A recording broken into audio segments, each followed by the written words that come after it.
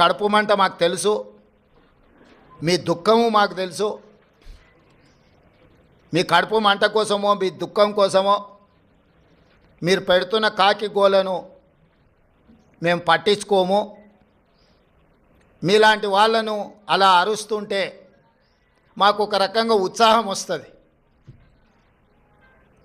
ఎందుకు అని అంటే మీ బాధ మీ దుఃఖం చూస్తుంటే మా కార్యకర్తలు సంతోషపడతారు. 10 సంవత్సరాలు మా కార్యకర్తల్ని వేధించుక తిని అక్రమ కేసులు పెట్టి ఈరోజు మీరు పడుతున్న క్షోభను చూస్తే, తెలంగాణ రాష్ట్రం అభివృద్ధి ఎక్కడ జరుగుతుందో అని అడ్డం పడేదాన్ని చూస్తే అప్పుడప్పుడు కోపం కూడా వస్తుంది.